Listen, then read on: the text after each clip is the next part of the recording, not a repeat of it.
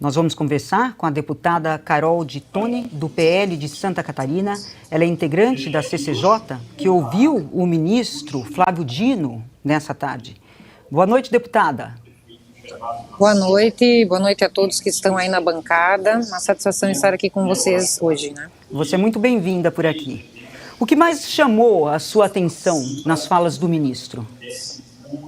Então, primeiro que ele entrou em contradição, né? Eu tive a oportunidade de ser uma das primeiras parlamentares que falei, né, por ocasião da audiência, porque tanto eu quanto o deputado Jordi, nós fizemos um pedido de convocação do ministro na CCJ.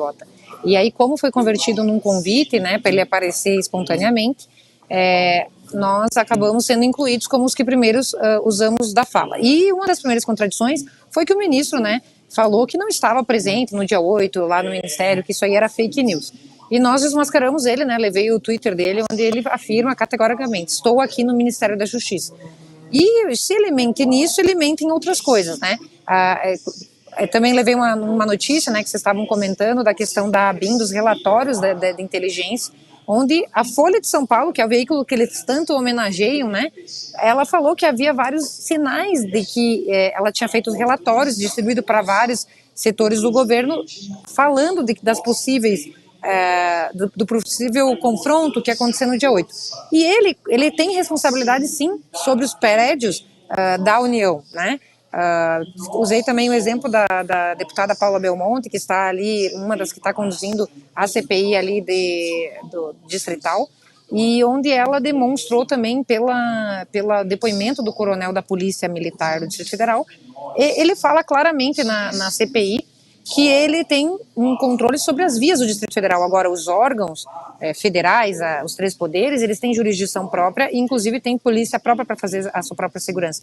Então, nós entendemos que ele tinha, sim, ele até tentou contraditar essa minha fala, dizendo que não, que a responsabilidade não era dele. Só que mesmo se fosse só sobre o Palácio do Planalto, ele teria responsabilidade, e ele não fez nada, né? Ao contrário, ele pegou e mandou o GSI dispensar cerca de 30 agentes, não solicitou a Força Nacional para agir no dia e ficou como espectador, justamente ao que tudo indica aí, exercendo uma verdadeira omissão, uma complacência para que isso acontecesse, porque a gente sabe muito bem qual que é o objetivo deles, né? É censurar, é calar a direita brasileira. E é o que ele tem feito, inclusive, nas suas políticas, né? Onde a gente percebe que a maior parte das políticas do Ministério da Justiça não são para acabar com a criminalidade. Nenhuma palavra ele falou sobre aquele jovem que assassinou uma professora e feriu outros 4 na escola no interior de São Paulo, mas ele, em vez de se solidarizar, querer endurecer as leis penais, ele fica dizendo que o grande divisor de águas, eu vi entrevistas deles na Roda Viva e tudo mais, é criar uma regulamentação para que a internet, as redes sejam um ambiente realmente democrático, ou seja, ele quer censurar a direita,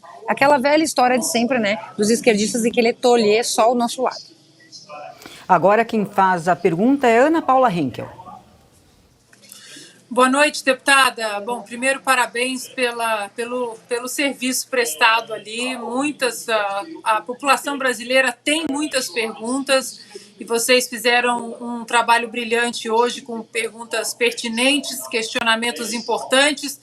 Por isso, né, da importância da CPMI do 8 de janeiro, é preciso saber o que aconteceu em detalhes. Inclusive, o nome Flávio Dino está agora nos Trending Topics e não são pelos motivos que eles gostariam que fosse, mas exatamente pelas perguntas e o approach pertinente de vocês. Deputada, há notícias também que a sessão acabou confusa. A senhora pode reportar um pouco como a sessão terminou?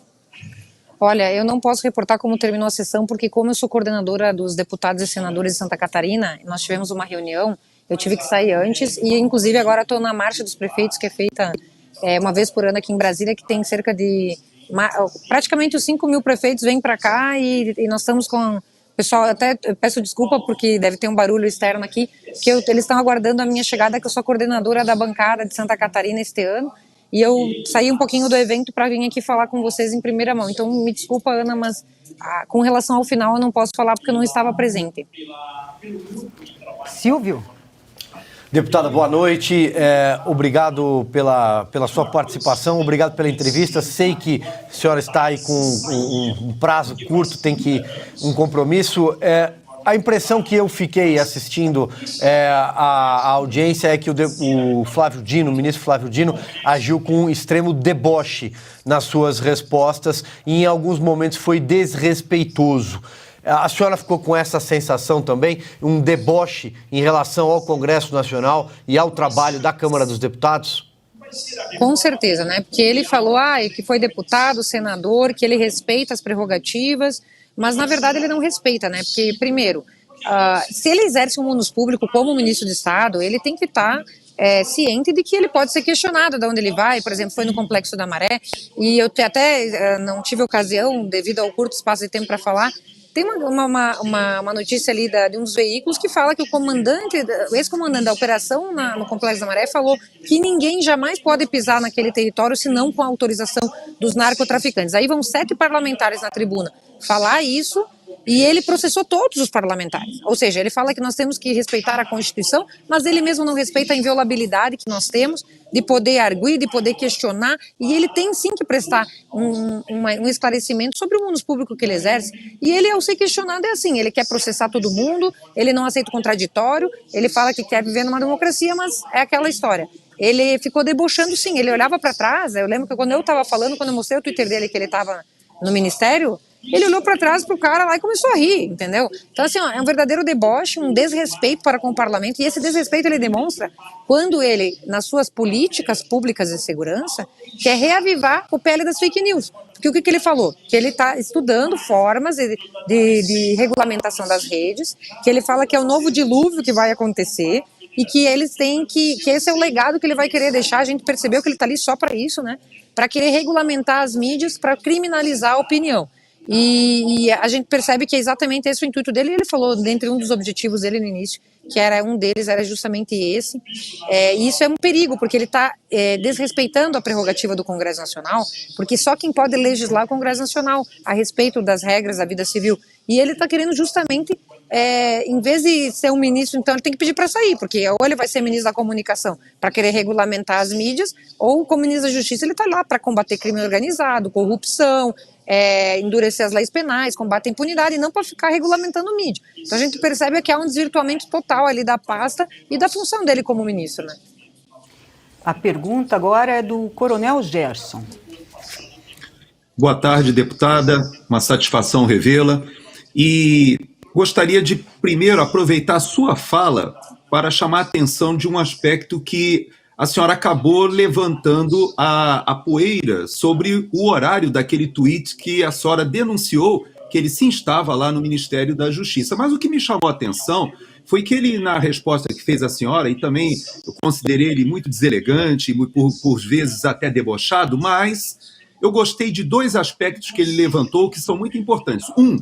Ele, para lhe responder, ele evocou uma decisão do Supremo Tribunal Federal recente que caracteriza que a liberdade de expressão não é algo absoluto e, com isso, me parece que ele já colocou aquilo que nós esperávamos que poderia acontecer de uma parceria do governo e do Poder Executivo com o Supremo Tribunal Federal para tratorar o parlamento, no qual o PT não tem a maioria. E o segundo aspecto foi que, quando a senhora colocou a questão do tweet, a senhora levantou o fato de que ele não tomou as providências, e ele disse que chegou ali, foi chamado, se surpreendeu, mas a senhora sabe muito bem que ele redigiu e mandou pelo WhatsApp para o presidente Lula uma ordem de intervenção federal altamente complexa e super bem elaborada, e que não daria tempo daquele horário do tweet que a senhora denunciou, da chegada dele perplexo, e ele ter elaborado aquele documento e mandar para o presidente Lula. É óbvio